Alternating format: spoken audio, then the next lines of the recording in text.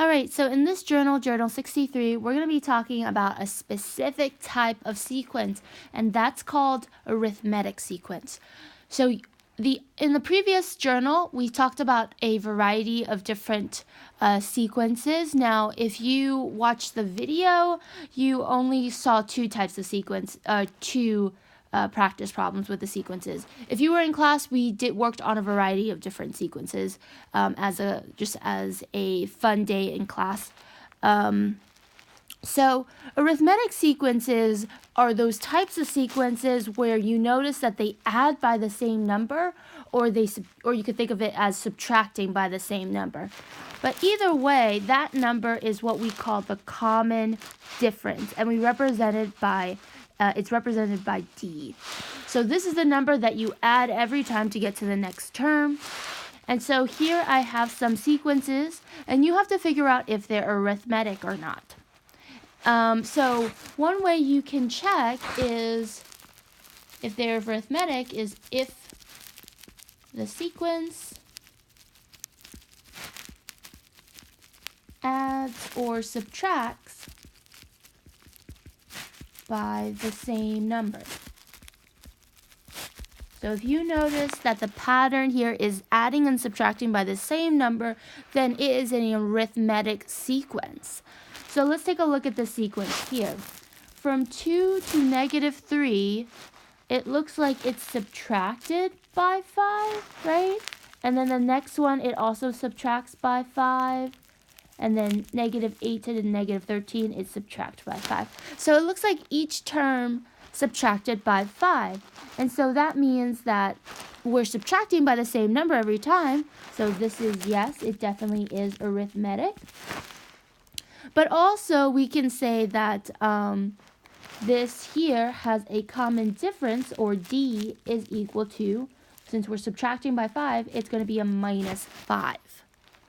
Okay, if I was adding by 5, it'd be a +5, or just a 5. So let's try another one here.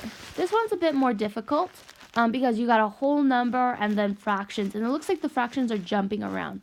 So first thing, when I'm looking at this here, it's really hard for me to notice if it's adding or subtracting by the same number if they're not all fractions, right? So what I'm going to do first is make this 1 into a fraction by putting it over 1.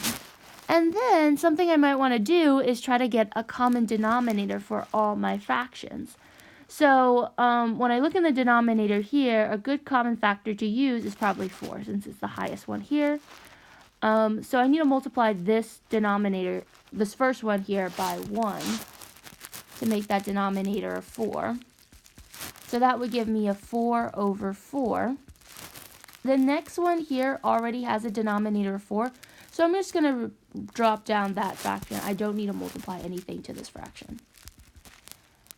This fraction has a 2 in the bottom, so I might want to multiply the bottom by 2 and the top by 2. Because anything you multiply to the bottom, you have to multiply to the top. So that gives us 6 over 4. And the last one's already a 4 in the denominator. So I'm just going to bring that fraction down. And so look, when I see this and it has the same denominator, I look at the top and I notice that it's increasing by 1, right? So the numerator is being added 1 every time. But you don't want to say that so this, even though it's increasing in 1, so this is definitely, let me start over again because I feel like I'm not phrasing this right. So it's increasing by 1, so we know that this is adding by 1 each time. So in the numerator, so we could say, yes, this is arithmetic because it's adding by the same number. However, we can't say that the common difference, or D, is 1. Because if we were to add 1, like to this top here, okay, 1 plus 1 gives me 2, and the next sequence is not 2. So we're not adding by 1. We're actually adding by 1/4. Notice that if I were to add 1/4 to the term, like let me take this one for instance, 4 over 4. So if I were to take 4 over 4 and add it with 1/4, I get well, the numerator, 4 plus 1 gives me 5, and the denominator, I just carry that over, and I get 5 over 4, which is the next term. So if you notice the numerator is increasing, but it's just a numerator, you need to write it as a fraction, where the denominator isn't increasing. Okay. So hopefully that helps out with figuring out those sequences. Just make sure if you want to determine something's arithmetic, that it's adding and subtracting by the same number, and that whatever that number is your common difference or your D value. All right, so in this example here, it says to write the first 5 terms of so the first 5 terms of the sequence if you know what A1 is and you know the common difference D. Now let's talk first about what this A1 means. So A with the subscript 1 is saying that this is the first term of the sequence. So it's like this. You want to know the first 5 terms of the sequence, but you only know that the first sequence is 2. And then the others are left as blank spaces because you don't know what the other terms are. So you know what A1 is, don't know what A2, 3, 4, or 5 is. So we're going to figure that out. Well, how can we do that? Well, we learned that this here, the D, is our common difference or our pattern. So because it's a -7, that means we're subtracting by 7 each time. So if we subtract by 7, let's see, we would have 2, we would take our first term and subtract it by 7, which is -5. So the next one here should be a -5. The next one we have is, let's see, we would take this last term that we did and subtract it by 5 again. I'm sorry, not 5, by 7 again. So -7 minus 7 gives me -12. So the next one here is a -12. My next sequence would be taking the -12 and subtracting it by 7. So that gives me -19. So in this place should be a -19. And last but not least, if I take the -19 and minus it by 7, I get -26. So my last term here, or my 5th term, is -26. And so in this case, this is the first 5 terms of the sequence. And you really just need the sequence. You don't even need to show all this work here. I just did so you could see how I was getting the numbers. Okay, let's try something different in the next slide. Alright, so now finally we've gotten to making the rule for arithmetic sequence. So you can make a formula or a rule for arithmetic sequence using this formula here. Let's talk about this formula first so we can know how to use it. So we learned that A1 is representing our first term. And D is our common difference, or that pattern that is in our sequence. And you can think of it as the term's position. Like, if I wanted to know the 100th term, or if I have the 100th term, this n would be 100. Okay? So if I want to figure out what's the 100th term, I would plug in 100 into this formula, into this n, and this would give me my 100th term. So an represents the nth term. So if this was the 100th term, this n, instead of it being here, it'd be 100th term. This n is just a placeholder for numbers. So this formula is really important here. On the test, you will need to know how to use this, okay? Now, I will provide you with all the formulas that you need on the test, but you still need to know how to use it. So let's practice this skill here. So in this example, you will need to write the rule given a few information. So to use this formula, or to get a formula for arithmetic sequence, usually you need the first term and the common difference, okay? You need those two ingredients to make the rule for a given sequence. So the first example here, I actually give you those two things. So all you have to do is plug them in and try to get your formula. So let's try to do that here.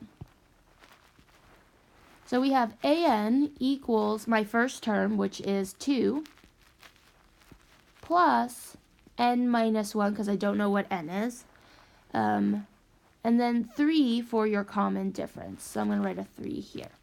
Now, you can write this 3 in front of the parentheses if you don't like to distribute backwards, but I'm okay with distributing backwards.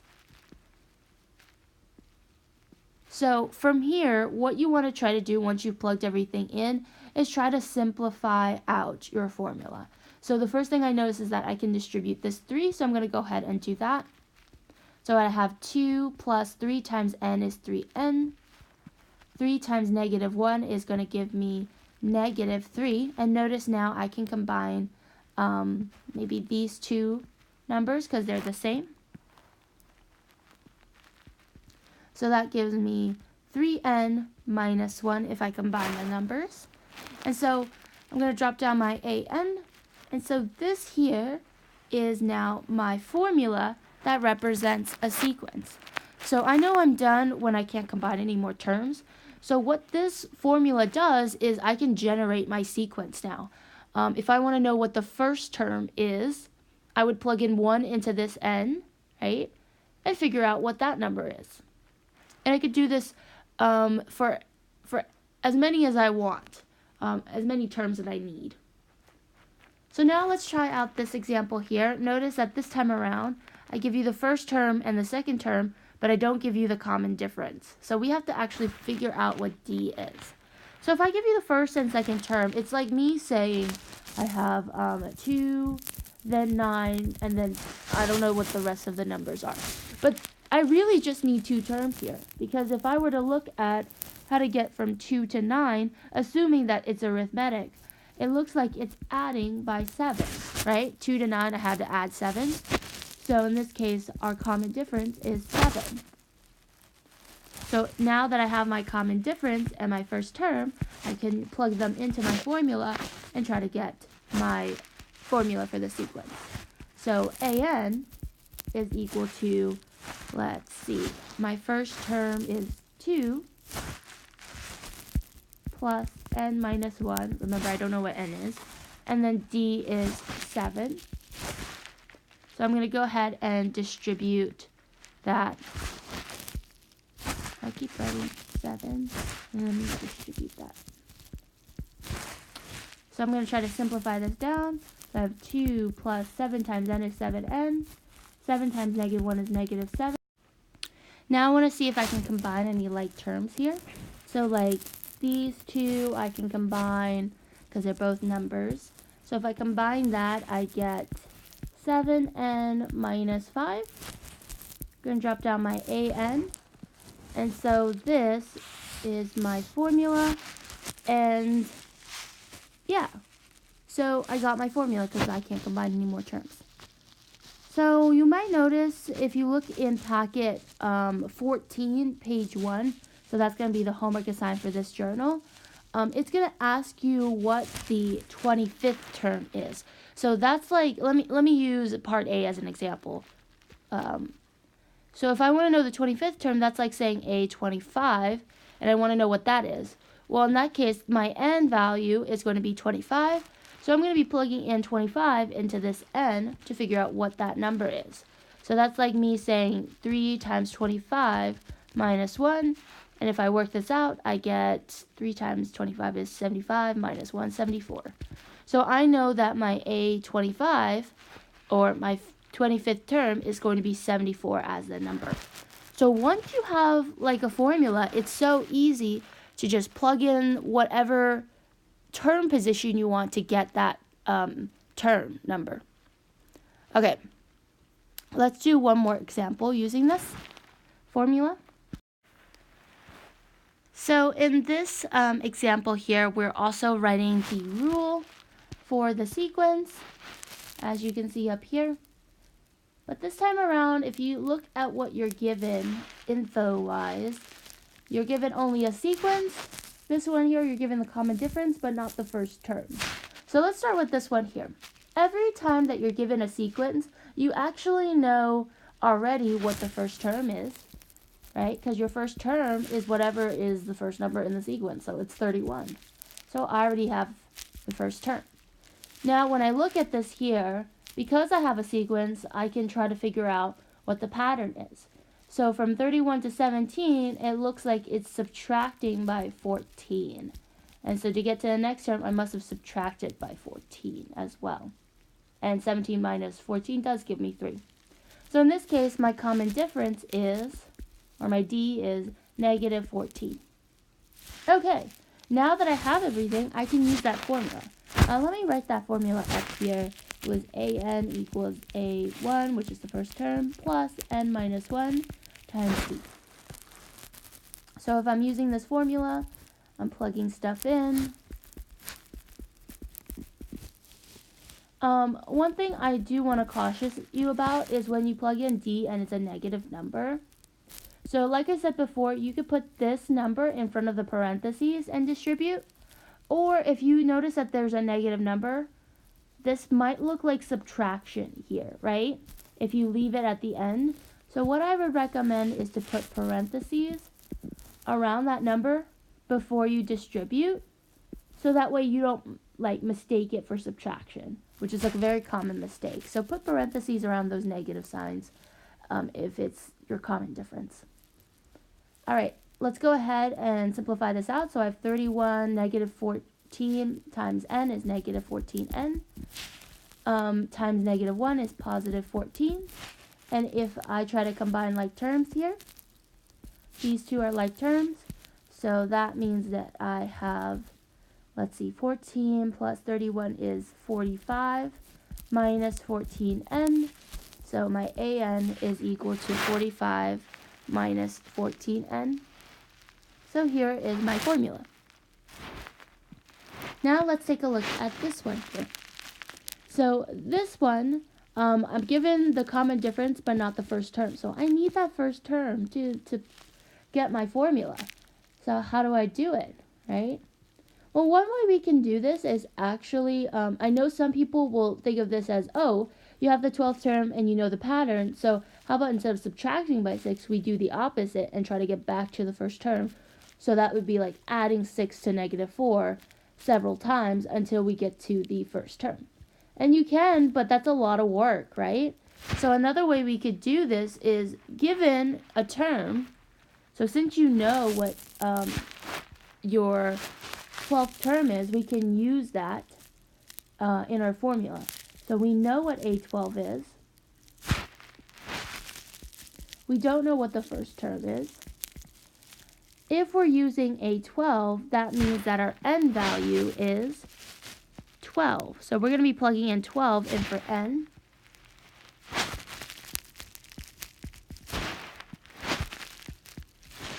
And then our d, we know that it's negative 6.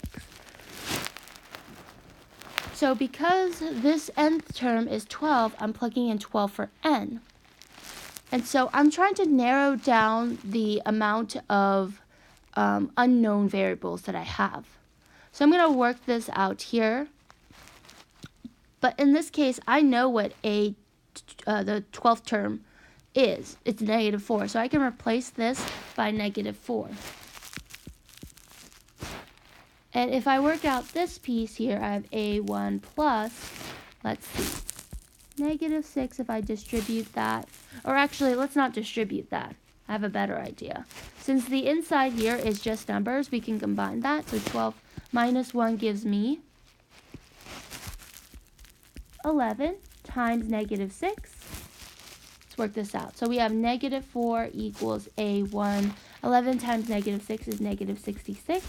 To get, now that when you look at this here, you just have the first term. So you need to get this first term by itself so we can use it in our formula. So to get it by itself, I have to add 66 to both sides. So that cancels. And now A1 is equal to Negative 4 plus 66 is 62. And so I have A1. However, the thing is, I still don't have my formula. I don't have my AN formula. So I have to go back and plug in what I know. So I have that first term, and I also have D, my common difference. So I'm going to go ahead and plug those in now, like I usually do. So 62 plus n minus 1, D is negative 6. And I'm going to work this out and try to simplify this formula. So I have 62 minus 6n, if I distribute that negative 6, plus 6. So these two numbers I can combine. So 6 plus 62 is going to give me, oh my bad, that's a highlighter. It's going to be 68 minus 6n. And so my AN is equal to 68 minus 6n.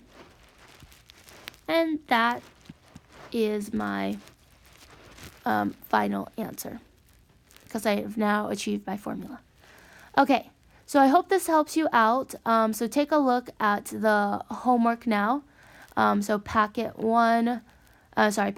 14, page 1 is connected to this journal.